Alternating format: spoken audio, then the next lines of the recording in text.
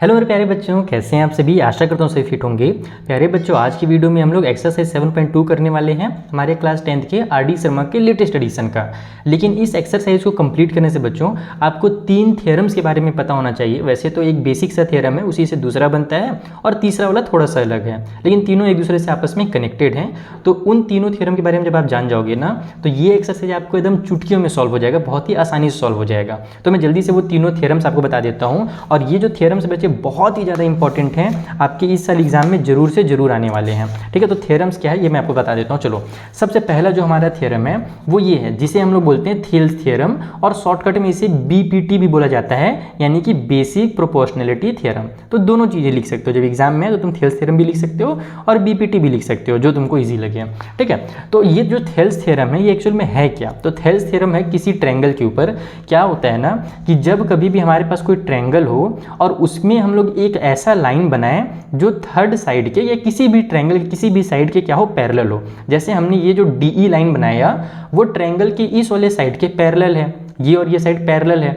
तो उस कंडीशन में ये जो दो साइड थे ना, ये वाला साइड और ये वाला जो साइड है, ये जो डिवाइड हुए हैं दो पार्ट्स में, ये जो पार्ट्स बने हैं ये आपस में प्रोपोर्शनल में होते हैं, सेम प्रोपोर्शन में होते हैं। यानी कि अगर मैं यहाँ पर AD को DB से डिवाइड दूं तो वो बराबर आएगा, इक्वल आएगा AE डिवाइड बाई EC के। तो यही बोलता है हमारा थेल्स थ्योरम कि if a line is draw parallel to one side of a triangle, यानी कि अगर अपन एक लाइन बनाते हैं जो कि ट्रायंगल के वन साइड के पैरेलल हो, इंटरसेक्टिंग अदर टू साइड्स, जो दो साइड्स जो हैं उनको क्या कर रहा हो, इंटरसेक्ट कर रहा हो। तो देखो D और E पर इंटरसेक्ट कर रहा है, तो then it divides the two side in the same ratio. तो वो क्या करेगा कि इन दोनों साइड्स को, यानी कि ये वाला साइड और ये जो साइड हमारा एक AB और दूसरा जो EC साइड है, इन दोनों साइड को सेम रेशियो में डिवाइड करेगा। ये हमारा BPT है, हमारा जो बेसिक प्रोपोर्शनलिटी थ्योरम कह लो या थेल्स थ्योरम कह लो। और इसी थ्योरम से हमारा दूसरा वाला थ्योरम निकलता है। दूसरा थ्योरम कौन सा निकलता है, ये वाला, इसको हम लोग कन्वर्स ऑफ BPT बोलते हैं, यानी कि थेल्स थ्योरम का उल्टा। जैसे तुमने पिछले साल मिड पॉइंट थ्योरम पढ़ा था ना, और मिड पॉइंट थ्योरम को फिर उल्टा पढ़ा था, बस उसी तरीके से यहाँ पर है कन्वर्स ऑफ BPT। ठीक है, तो इसमें क्या होता है कि अगर हमारे पास कोई भी लाइन डिवाइड कर रहा है किसी भी दो साइड के, ट्रायंगल के दो साइड को सेम रेशियो में, तो इसका मतलब ये हुआ कि वो जो लाइन होगा वो थर्ड वाले साइड के क्या होगा, पैरेलल होगा। ठीक है, थेल्स थ्योरम जो ओरिजिनल वाला है उसने क्या कहा था कि अगर लाइन पैरेलल है ना किसी भी साइड के, तो वो जो बचे हुए दो साइड हैं जिनको वो इंटरसेक्ट कर रहा है वो सेम रेशियो में होंगे। ये हमारा ओरिजिनल थ्योरम कहता है। और इसमें जस्ट उसी को उल्टा घुमा के कहता है कि अगर हमारे जो साइड हैं वो अगर सेम रेशियो में डिवाइड हो रहे हैं इस वाले लाइन के द्वारा, तो इसका मतलब ये जो लाइन है ये थर्ड वाले साइड के पैरेलल है। तो ये हमारा थेल्स थ्योरम का BPT हो गया, यानी कि सॉरी कन्वर्स हो गया। ठीक है, तीसरा एक और थ्योरम है जिसका भी कभी कभार यूज होता है, वैसे तो ज़्यादा यूज नहीं होता है, बेसिक जो हमारा ना थेल्स थ्योरम ही सबसे ज़्यादा यूज होता है इस चैप्टर से। तो जो तीसरा थ्योरम है वो ये है कि अगर तीन या तीन से ज़्यादा जो पैरेलल लाइन्स हैं, अगर वो इंटरसेक्ट हो रहे हैं दो ट्रांसवर्सल के द्वारा, ये डायग्राम दिखाऊंगा मैं, नेक्स्ट वर्जन डायग्राम भी है, तो prove that the intercept made by them on the transversal are proportional. देखो इसका मतलब क्या हुआ, इसका मतलब ये हुआ कि जब कभी भी हमारे पास तीन पैरेलल लाइन है या उससे ज़्यादा हैं और उनको किसी भी दो ट्रांसवर्सल ने कट किया है, तो उस कंडीशन में जो हमारे ये पार्ट बनते हैं ना, इसको बोलते हैं इंटरसेप्ट। ये जो PQ है और ये जो QR है ये इंटरसेप्ट है, और इधर से EF और ये जो FG है वो इंटरसेप्ट है। तो PQ डिवाइड बाई QR जब हम करेंगे तो वो इक्वल आएगा EF डिवाइड बाई FG के। ये हमारा थर्ड वाला थ्योरम है, और इन तीनों थ्योरम का ये अपन यूज़ करेंगे और हमारा जो एक्सरसाइज है वो कंप्लीट होगा। तो आई होप अब आपको थ्योरम समझ में आ गया होगा। और ये जो basic proportionality theorem Thales theorem है मोस्ट इंपॉर्टेंट है बच्चा, इसको एग्जाम में जरूर करके जाना, और इसको प्रूव करने के लिए भी आता है। तो जब मैं प्रूव वाले क्वेश्चन कराऊंगा अलग से एक्सरसाइज कंप्लीट होने के बाद, तब मैं आपको वो भी करा दूंगा कि कैसे प्रूव किया जाता है थेल्स थ्योरम को। ठीक है, चलिए अब एक्सरसाइज के क्वेश्चन सॉल्व करें। तो देखो जो पहला क्वेश्चन है ना, यहाँ पर वही थेल्स थ्योरम हमारा पूरा अप्लाई होगा, और ये सातों क्वेश्चन बनेंगे। और ये सबसे क्वेश्चन देखो एग्जाम में आते हैं, 2023 में CBSE में पूछ भी दिया था। ठीक है, तो क्वेश्चन क्या है कि अगर एक ट्रायंगल ABC है जिसमें D और E जो है वो मिड पॉइंट है, अभी मिड पॉइंट नहीं सॉरी पॉइंट दिए हुए हैं on side AB and AC respectively, और वो इस तरीके से हैं कि जो D और E को मिला करके जो लाइन बनेगा वो थर्ड वाले साइड जो BC है ना उसके पैरेलल है। जैसे मैंने भी आपको थेल्स थ्योरम में डायग्राम दिखाया ना, सेम उसी तरीके से डायग्राम यहाँ पर बोल रहे हैं। तो अब यहाँ पर अपने से कुछ सिचुएशन दिया हुआ है और हमको वैल्यू फाइंड करना है। हमसे बोल रहा है कि AD 6 सेंटीमीटर है, DB 9 सेंटीमीटर है, AE 8 सेंटीमीटर है। तो बताइए AC कितना होगा। सबसे आसान क्वेश्चन, चलो मैं आपको कॉपी में इनको जल्दी जल्दी सॉल्व करके बताता हूँ कैसे सॉल्व करना रहता है एग्जाम में। तो देखो कुछ इस तरीके से हमने डायग्राम बना लिया है, जो कि आपको पहले ही मैंने दिखा दिया था। पहला जो क्वेश्चन है उसका फर्स्ट पार्ट में ये दिया हुआ है, AD दिया हुआ है, DB दिया हुआ है, AE दिया हुआ है। एक बहुत ही जरूरी कॉन्सेप्ट मैंने यहाँ पे लिखा है, आप इस कॉन्सेप्ट को जरूर से जरूर यूज़ करना जब भी जरूरत पड़े। हमने केवल अभी ये देखा कि जब BPT हम लोग लगाए तो BPT वाला आपके बुक में क्या दिया हुआ था कि AD divide by DB equal to AE divide by EC होता है। तो ये केवल एक कॉन्सेप्ट दिया था। एक्चुअली वहाँ पर आप दो कॉन्सेप्ट इसमें से और निकाल सकते हो इसी कॉन्सेप्ट का यूज़ करके। और वो कॉन्सेप्ट क्या है कि जब हम AB को DB से डिवाइड दें, यानी इस कंप्लीट को इस वाले पार्ट से डिवाइड दें, तो वो भी क्या होगा, इस कंप्लीट को यानी कि AC को और इस उसमें से पार्ट को डिवाइड देने से, EC को डिवाइड देने से जो वैल्यू मिलेगा, तो इधर वाला वैल्यू और इधर वाला वैल्यू बराबर होगा। तो ये सेकंड वाला कॉन्सेप्ट वहीं से निकला है। और थर्ड कॉन्सेप्ट भी उसी को उल्टा करके दिया हुआ है कि अगर अपन AD को AB से डिवाइड दें और AE को अगर AC से डिवाइड दें तो वो भी क्या होगा, बराबर होगा। तो फिलहाल हमको क्या निकालना है, AC निकालना है। तो आप इस थर्ड वाले का भी यूज़ कर सकते हो, लेकिन अभी पहला क्वेश्चन है तो मैं आप लोग ज़्यादा कंफ्यूज नहीं करना चाहता, इसलिए जो बेसिक आपको रूल पता है मैं उसी रूल से सॉल्व करता हूँ। हमको AD divide by DB, AE divide by जब EC करेंगे ना, तो भी हमारे पास EC का वैल्यू निकल कर के आ जाएगा। जब EC निकल कर के आ जाएगा तो AC भी निकल कर के आ जाएगा। एक्चुअल में हमसे क्वेश्चन में EC नहीं पूछा है, क्वेश्चन में हमें AC बोला गया कि फाइंड AC। तो हम क्या करेंगे, AE को और EC को ऐड कर देंगे। तो बाई, यहाँ पे लिखो आप लोग सिंपली बाई BPT, शॉर्टकट में मैं हमेशा BPT लिखने की कोशिश करता हूँ, बेसिक प्रोपोर्शनलिटी थ्योरम, उससे मेरा टाइम बचता है। ठीक है, तो BPT के थ्रू हमारे पास हम लोग लगाएंगे AD वाला, ये पहला वाला जो है AD divide by DB equal to AE divide by EC। ठीक है, तो यहाँ से ये कितना बन जाएगा, तो AD हमारे पास कितना है, ये AD दिया हुआ है 6 डिवाइड बाई DB कितना दिया हुआ है, वो दिया हुआ है 9, AE हमको दिया हुआ है 8 और डिवाइड में हमारे पास EC आ जाएगा। क्रॉस मल्टीप्लिकेशन कर दो तो हमारे पास इस EC को इधर ले आओ तो 6 EC हो जाएगा। ठीक है, और इक्वल के उस साइड में हमारा 8 मल्टीप्लाई 9 हो जाएगा, ये उधर जा करके।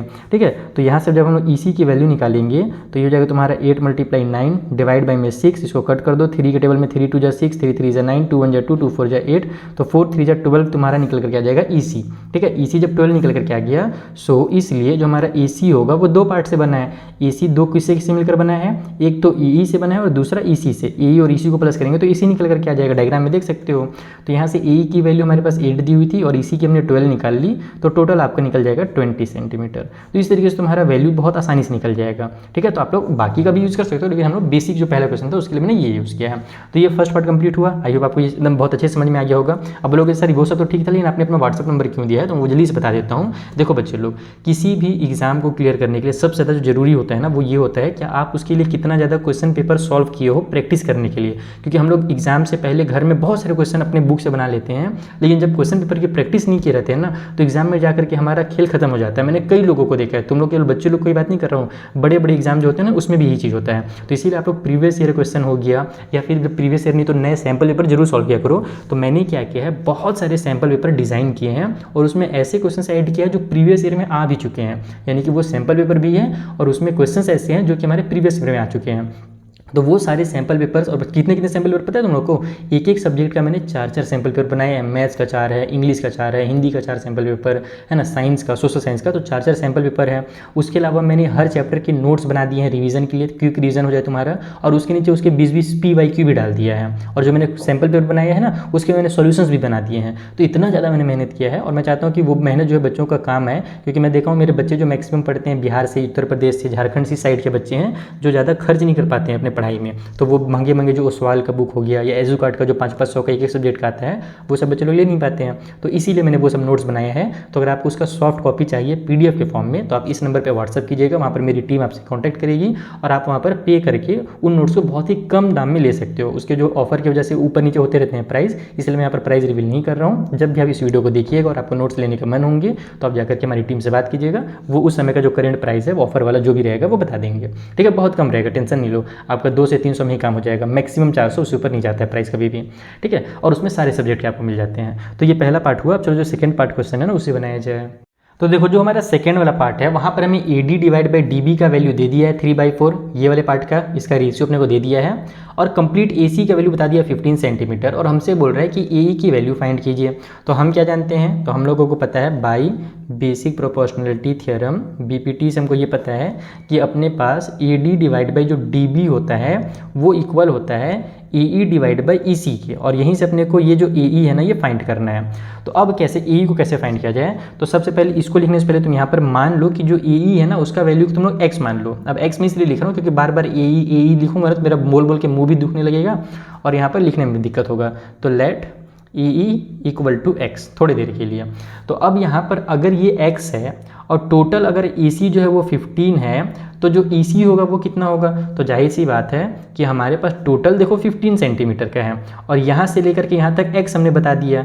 तो अगर मैं 15 में से इस x को माइनस कर दूंगा तो मेरा EC निकल करके आ जाएगा, यानी 15 माइनस x जो है वही मेरी EC की वैल्यू है। तो बस यहाँ से तुम्हारा वैल्यू जो है ना फटाफट निकलेगा। देखो AD का वैल्यू हमारे पास 3 हो जाएगा, डिवाइड बाई DB का वैल्यू 4 हो जाएगा, AE का वैल्यू हमने x ले लिया और EC का वैल्यू हमारा 15 माइनस में x निकल करके आ गया। अब अपन क्रॉस मल्टीप्लिकेशन फटाफट कर लेते हैं। तो इसको इधर ले आएंगे तो 15 3 हमारे पास हो जाएगा 45, माइनस में 3x हो जाएगा और 4 को उधर ले जाएंगे तो 4x हो जाएगा। ठीक है, अब यहाँ से हम लोग 3x उधर ले जाते हैं तो 3 1 इधर माइनस में उधर जाकर के प्लस में हो जाएगा। तो ये हो जाएगा 45 इक्वल टू 7x और x की वैल्यू के लिए 7 को इधर ट्रांसफर कर दो तो 45 divide by 7 equal to x आ जाएगा। और इसको जब तुम कट करोगे तो जो तुम्हारे बुक में आंसर दिया हुआ है 6.43 वो आंसर तुम्हारा निकल करके आ जाएगा। और ये सब सेंटीमीटर में रहेगा क्योंकि बाकी चीज़ें भी हमको सेंटीमीटर में दी थी। तो इस तरीके से तुम्हारा ये वाला क्वेश्चन भी जो है ना आराम से कंप्लीट हो जाएगा। तो ये सेकंड पार्ट हुआ। चलो थर्ड पार्ट बनाते हैं। सो थर्ड वाले में ये चीज़ हमको दी हुई है और हमको बोल रहा है कि AC की वैल्यू फाइंड करो। तो जैसे हमारा पिछला क्वेश्चन बना था उसी टाइप से हम लोग बनाएंगे। हम लोग यहाँ पर जब AE का वैल्यू निकाल लेंगे है ना, सो EC का जब हम लोग वैल्यू निकाल लेंगे तो हमारे पास जो AC है वो कंप्लीट निकल करके आ जाएगा। तो यहाँ पर हमारे पास AD का वैल्यू दिया हुआ है 2.5 डिवाइड बाई में, सॉरी DB लिख दिया मैंने, यहाँ पे DB होगा एक्चुअल में हमारे पास। तो DB की वैल्यू हो जाएगी हमारी 3 है ना, और उसके बाद जो BD है वही DB भी है, चिंता ना करो। जो AE है वो हमारे पास 3.75 है और डिवाइड बाई में हमारे पास EC निकल करके आ जाएगा। अब EC को इधर ट्रांसफर करो और इन दोनों को उधर ट्रांसफर कर दो डायरेक्ट, तो तुम्हारा EC इक्वल टू हो जाएगा 3.75। ये 3 जो डिवाइड में इधर आकर के मल्टीप्लाई में हो जाएगा, 2.5 जो यहाँ पर आकर के डिवाइड में हो जाएगा। अगर तुमको डेसिमल से दिक्कत होता है, क्योंकि मैंने मैक्सिमम बच्चों को देखा है कि डेसिमल में कट करते समय लोग गड़बड़ कर देते हैं, तो उसका सबसे आसान तरीका है कि डेसिमल को हटा दो। डेसिमल कैसे हटाया जाए, तो यहाँ पर डेसिमल के बाद 2 डिजिट है ना, तो ऊपर में तुम 100 से मल्टीप्लाई कर दो। जब 100 से मल्टीप्लाई करेंगे तो डेसिमल हट जाएगा। अब और नीचे में अगर 1 डिजिट है तो नीचे 10 से नहीं करना है, क्योंकि रूल ये कहता है कि अगर आपने ऊपर 100 से किया है तो नीचे भी आपको 100 से ही करना पड़ेगा, नहीं तो फिर वो गलत हो जाएगा। तो जब तुम ऊपर नीचे 100 से मल्टीप्लाई करोगे तो ऊपर देखो तुम्हारा 375 पूरा हो जाएगा और 3 हो जाएगा ये वाला, और नीचे में तुम्हारे पास ये 25 होगा और एक जीरो चूंकि और था है ना, एक जीरो की वजह से 25 बना और एक जीरो और था तो 250 बन जाएगा। तो अब जब तुम इसको कटपिट करोगे तो तुम्हारा बहुत ईजिली कट हो जाएगा और जो आंसर है वो निकल करके आ जाएगा तुम्हारा 4.5 है ना। मैंने पहले ही कैलकुलेशन वगैरह कर लिया है ताकि टाइम वेस्ट ना हो जब वीडियो बनाओ तो यहाँ पर 4.5 तुम्हारा EC का वैल्यू निकल करके आ गया। अब तुमको AC निकालना है तो AC के लिए AE और EC को प्लस कर दो। तो AE तुम्हारा कितना दिया हुआ था, 3.75 दिया हुआ था, उसमें इसको 4.5 को ऐड कर दो तो तुम्हारे पास 8.25 आंसर निकल करके आ जाएगा और यही तुम्हारा फाइनल आंसर होगा। तो इस तरीके से थर्ड क्वेश्चन भी कंप्लीट हो गया। सो ये रहा हमारा फोर्थ क्वेश्चन जहाँ पर AD AE DB का x/4 और EC का वैल्यू 3x माइनस में 19 इस तरीके से दिया हुआ है। कुछ सेंटीमीटर मीटर कुछ नहीं लिखा हुआ है। चलो इसको ना फटाफट सॉल्व कर लेते हैं। कुछ लिखा था क्वेश्चन में सेंटीमीटर, नहीं कहीं पे कुछ सेंटीमीटर नहीं लिखा है, तो बस ऐसे ही आएगा आंसर। तो यहाँ पर अब हमारे पास सबसे पहले अपने को पता ही है ना, फटाफट फॉर्मूला लिख लेते हैं अपना जो अपने को पता है। AD डिवाइड बाई हमारा जो DB होता है वो इक्वल होता है AE डिवाइड बाई EC के। ठीक है, तो यहाँ से हम लोग जब वैल्यू पुट करेंगे तो AD हमारे पास कितना है 4 है, या उसके बाद DB हमारे पास कितना है तो x माइनस में 4 है, इक्वल के उस साइड में AE कितना है तो 8 है और डिवाइडेड बाई में EC कितना दिया हुआ है तो 3x माइनस में 19 है। अपने को ना x की वैल्यू निकालनी है।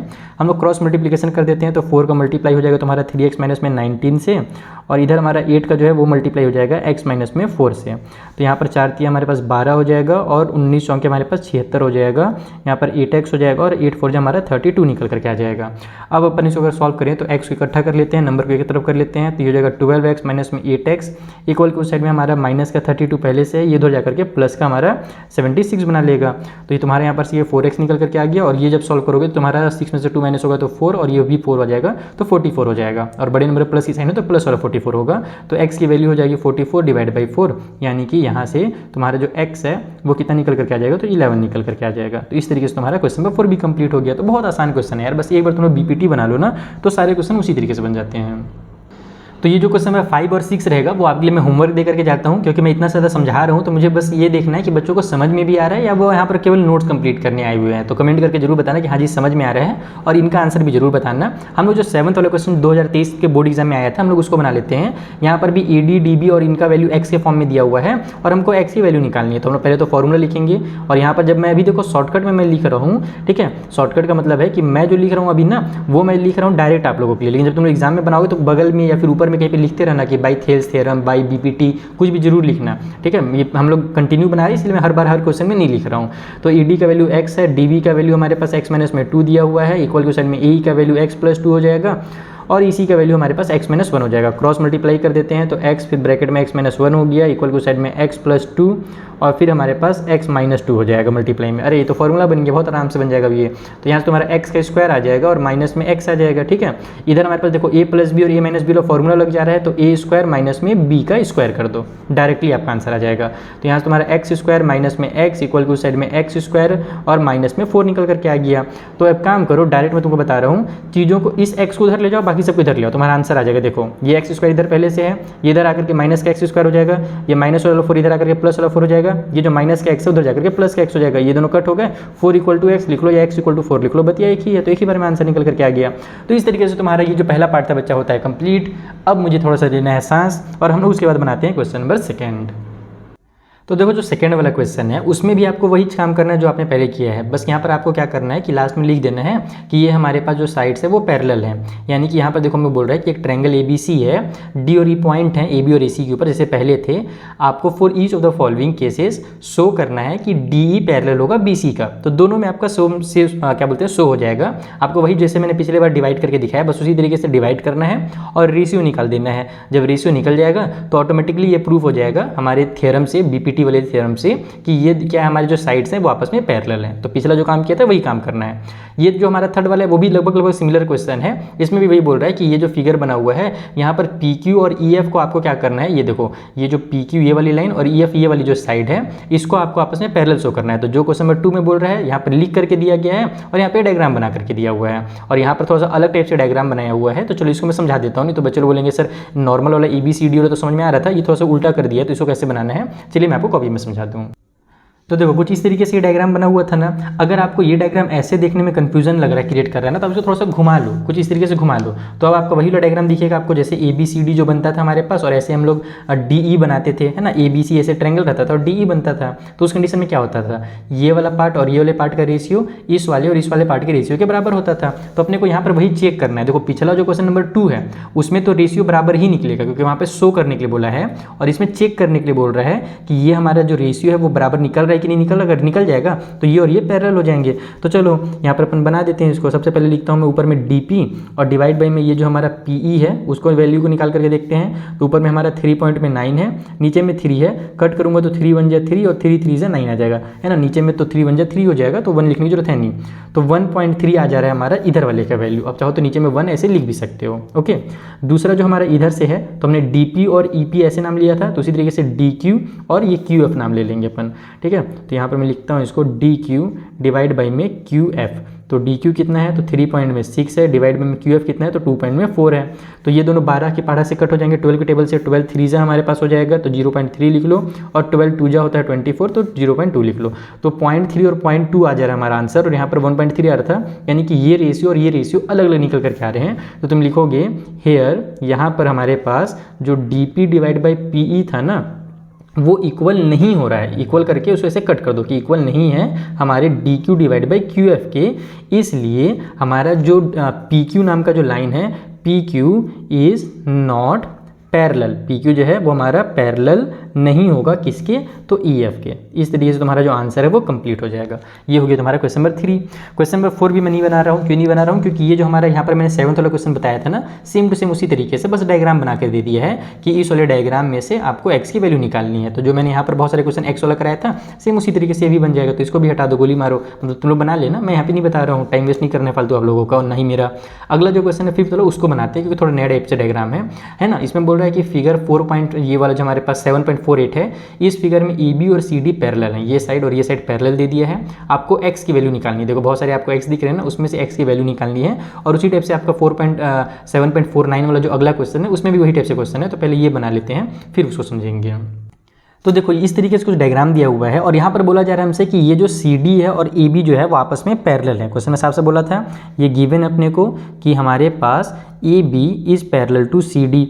अब आप लोग याद करो एक ऐसा क्वाड्रिलेटरल जिसका एक पेयर जो होता है वो आपस में पैरेलल होता है और एक हमारे पास नॉन पैरेलल साइड होता है, नॉन पैरेलल का पेयर होता है। तो ऐसे क्वाड्रिलेटरल को हम लोग क्या बोलते हैं, ट्रेपीजियम बोलते हैं। और ट्रेपीजियम की भी इसी तरीके से जैसे हमारे पास बीपीटी वाला होता है ना, प्रोपोर्शनल वाला, उसी तरीके से ट्रेपीजियम का भी खासियत होता है कि उसके जो डायगनल्स होते हैं ना, वो डायगनल्स आपस में एक दूसरे को एक सेम रेशियो में आपस में एक दूसरे को कट करते हैं। यानी कि यहाँ पर से अगर मैं इसका रेशियो इसके साथ निकालूं तो वो इसके और इसके रेशियो के बराबर होगा। तो यहाँ पर आप लिखोगे कि इसलिए ए बी सी डी जो होगा, A B C D is a trapezium, ये एक हमारे पास ट्रेपीजियम होगा।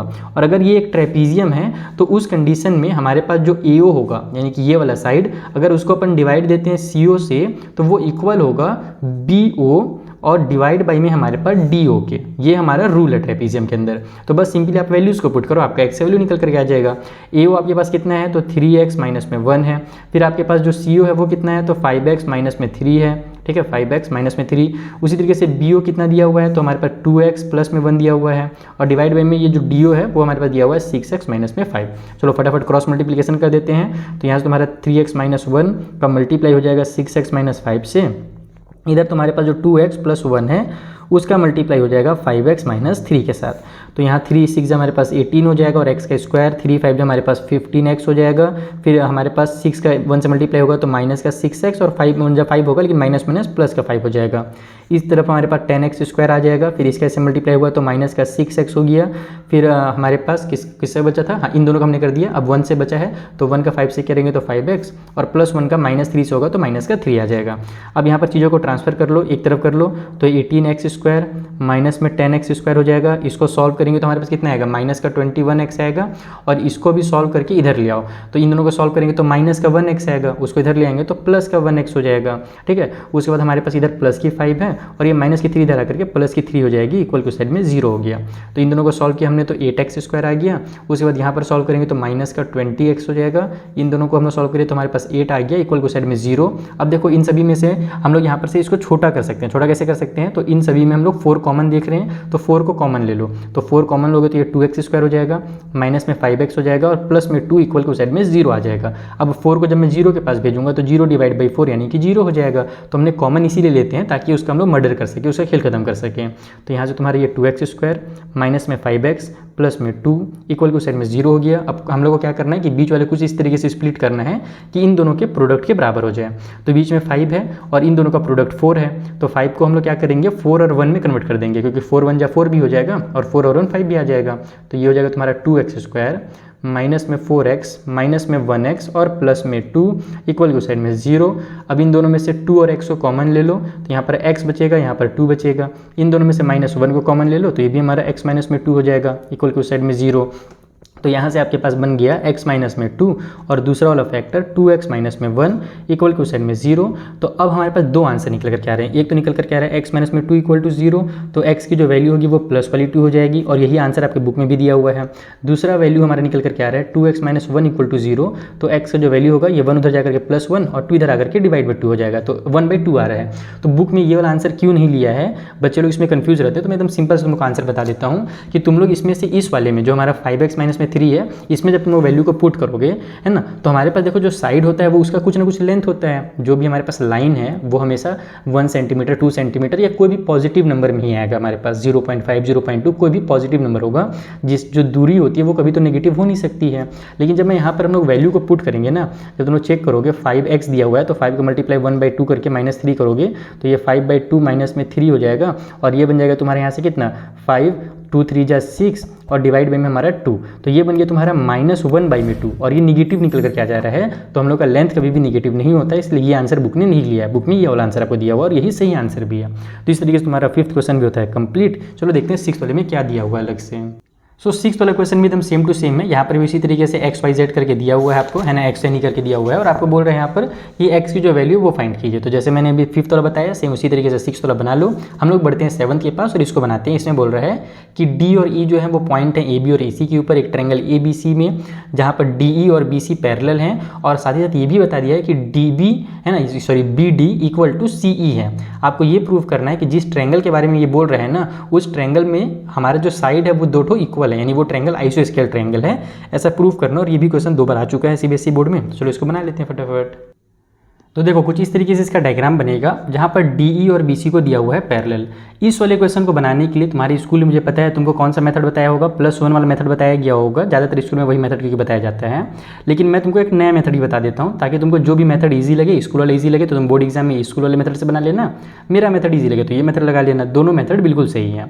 तो यहाँ पर हमको दिया हुआ है कि ये साइड और ये साइड पैरेलल है, तो हम लोग यहाँ पर बेसिक प्रोपोर्शनलिटी थ्योरम या फिर हम लोग जिसको थेल्स थ्योरम बोलते हैं वो लगा सकते हैं, जिसके अकॉर्डिंग हमारा ए डी डिवाइड बाई में डी बी इक्वल हो जाएगा ए ई डिवाइड बाई में ई सी के। ठीक है, अब हमको क्या बोला गया था इस क्वेश्चन में हिसाब से बोला है कि जो बी डी है और जो ई सी ई है, ठीक है, मैंने डी बी जिसको लिखा है उसी को उसने बी डी नाम दिया है, तो कोई दिक्कत नहीं है। तो ये पार्ट और ये पार्ट हमसे बोला गया है, ये वाला पार्ट और ये पार्ट इक्वल है। हमको अगर इसको आइसोस्केल करना है तो मुझे तो बस दो साइड को इक्वल लाने से मतलब है, चाहे मैं कोई भी मेथड यूज़ करूँ। तो मैं क्या करूँगा, डायरेक्ट यहाँ पर डी बी के बदले में मैं ई सी लिख देता हूँ, है ना। यहाँ पर मैं लिख दूंगा A D divide by E C equal to E divide by E C, क्योंकि हमको पता है कि हमको क्वेश्चन में दिया ही हुआ था जो डी बी है या फिर जो बी डी है वो बराबर है सी ई के, सी मतलब कि ई सी के। ठीक है, तो ये बस हो गया।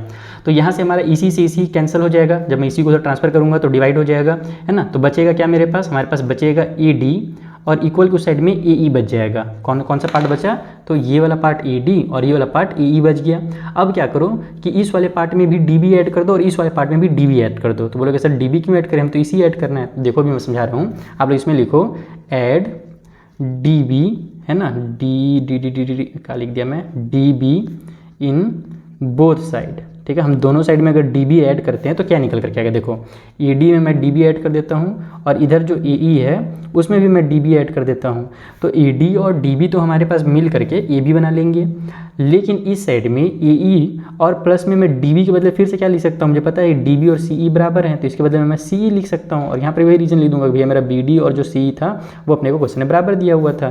तो यहाँ से भी हमारे पास ए बी इक्वल टू ए ई और सी ई मिल करके, देखो ए ई और सी ई मिल करके ए सी बना लेंगे, तो ए बी इक्वल टू ए सी आ गया। और जब मेरा ए बी इक्वल टू ए सी आ जाएगा तो यही तो मेन काम है, चाहे तुम +1 वाला मेथड से बनाओ, है ना, +1 वाले मेथड में यहाँ पर +1 करना रहता है, तो उस वाले मेथड से बनाओ चाहे इस वाले मेथड से बनाओ, तुम्हारा आंसर सेम टू सेम ही आएगा। तो ए बी इक्वल टू ए सी आ गया, तो इसलिए हमारा जो ट्रायंगल ए बी सी है वो क्या है, तो इज एन आइसोस्केल ट्रायंगल, वो हमारे पास एक आइसोस्केल ट्रायंगल है। ठीक है, आइसोस्केल ट्रायंगल, बस खेल खत्म इस क्वेश्चन का भी। तो इस तरीके से तुम्हारा ये क्वेश्चन भी होता है कंप्लीट और इस क्वेश्चन के साथ तुम्हारा ये एक्सरसाइज भी कंप्लीट होता है। अगर तुम्हें ये वीडियो पसंद आया हो तो प्लीज़ अपने फ्रेंड्स के साथ जरूर से जरूर शेयर करना, ताकि मैं इसी तरीके के और भी कंटेंट आपके लिए लाता रहूँ। देखो बच्चों, RD शर्मा से दिक्कत ये है ना कि बुक बहुत ही मोटा है और बच्चे लोग इस बुक के वीडियोज़ को शेयर ही नहीं करते हैं, बस अपना पढ़ते हैं, अपने फ्रेंड के साथ शेयर ही नहीं करते हैं। तो अगर एक बच्चा भी अपने स्कूल वाले ग्रुप में शेयर कर देना फ्रेंड वाले, तो कई सारे व्यूज़ हो जाएंगे। तो शेयर नहीं करने की वजह से फिर मैं वीडियो नहीं बनाता हूँ, क्योंकि NCERT पतला सा बुक है, उसे मैं आराम से बना सकता हूँ फटाफट, लेकिन RD शर्मा बहुत मोटा बुक है। तो अगर आप चाहते हो कि मैं इसके भी पूरे कंप्लीट सॉल्यूशंस बनाऊं तो अपने फ्रेंड्स के साथ जरूर शेयर किया करो। ठीक है, चलो मिलते हैं हम नेक्स्ट वीडियो में, तब तक के लिए थैंक यू फॉर वॉचिंग।